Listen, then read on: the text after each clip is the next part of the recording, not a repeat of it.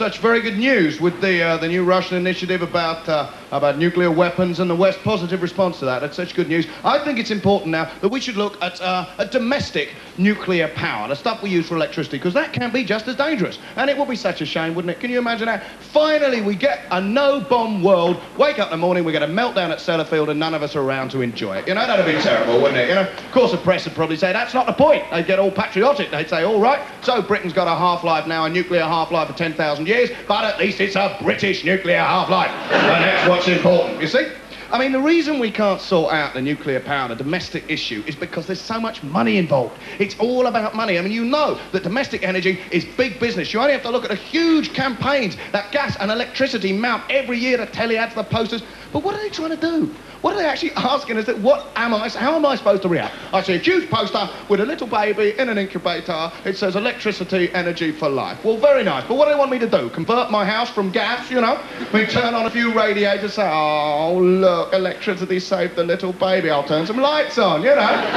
Gas people are nice people. I'm sure they are. But why tell us? We meant to bung another ring on when we're cooking the beans. Well, they're very nice people. I think we should use a bit more gas here. People basically use whatever their house is wired or rigged up for, and as little as they possibly can. I mean, it can't be very inspiring for the pensioner who's wondering if they can afford one more 50p to bung in a meter. They turn on the telly and there's this 2-minute collage of beautiful images telling them they're supporting the power that's running Britain. And of course, the next thing is nuclear power will start doing the ads. We can expect them silently as Britain sleeps, the cheap, efficient power for the nation. And of course, if there's a terrorist attack or a meltdown at one of our stations, you'll get enough free heat to weld your eyeballs to the back of your skull. Very nice indeed. It'll incinerate the house. Oh, yes.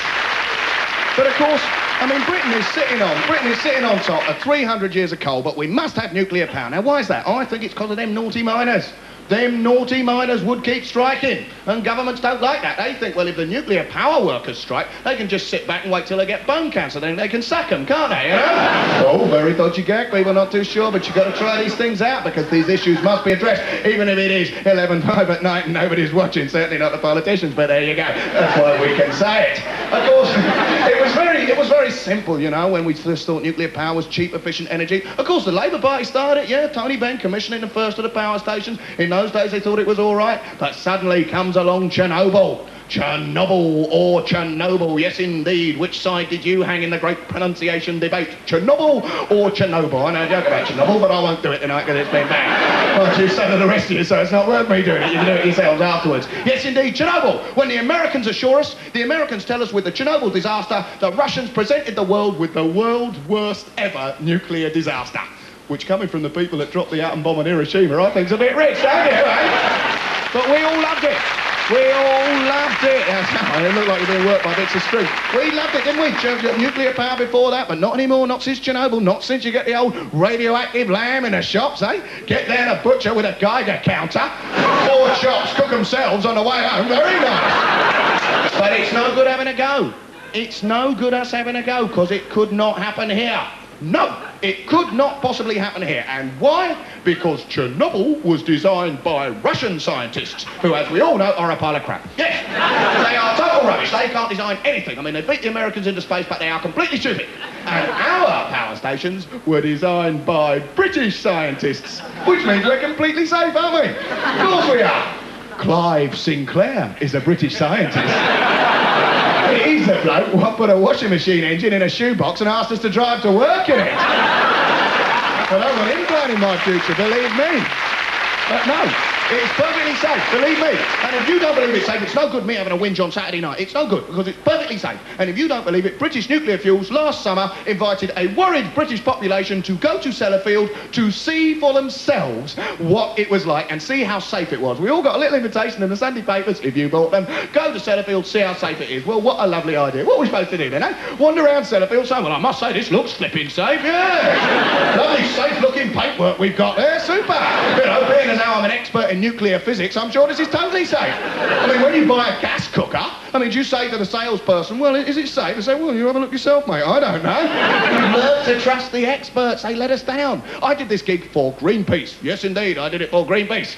Oh, a clap there. Very nice. We've got the seals in.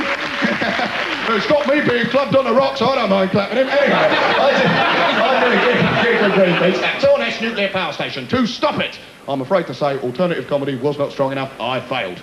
Maybe Tarby could have done it. After all, he could close anything down. Oh, showbiz bitching. No, I mustn't. I must not. Oh, he's in bed. Anyway, it doesn't matter. I did this thing, and one good thing came out of it because Greenpeace got hold of the government instructions, this is true, on what to do in the event of a disaster at a British power station. Not there's going to be one, but if there was, there's going to instructions to the local security forces. And this is true. I give you the gist. It's not a quote, but it is absolutely true. In the event of the nuclear fallout extending beyond the perimeter wire... I mean, what's he going to do? Stop? Fallout, very law-abiding, isn't it? Let's waft this way, lads. Come on. No, there's a sign. We'd better waft the other way. We can't go there. In that unlikely event, the police will alert the endangered population by setting up a telephone chain. That's true. A telephone chain is when one person rings another and slowly the story spreads. Isn't that nice? Make someone happy, make that call, tell them they've got leukemia. Lovely. I mean, considering Chernobyl spread 800 miles, there's going to be some serious bills, aren't there, eh? What's the STD code for France? We've got a war on the baskets. I mean, I've got answer phone, me. It's going to be very cheerful, isn't it, eh? Lovely indeed. You know, you stroll home, well drunk, put it on. Hello, you don't know me, but if you're listening to this, you've got cancer. Lovely. I mean, what if you haven't got a phone, eh? What if you haven't got a telephone? I suppose maybe Mrs. Thatch thinks if you can't afford a telephone, especially now it's been privatised, you deserve to have deformed children. Is that what it's about? Ladies and gentlemen, I hope you had a good show tonight. Please welcome the fabulous...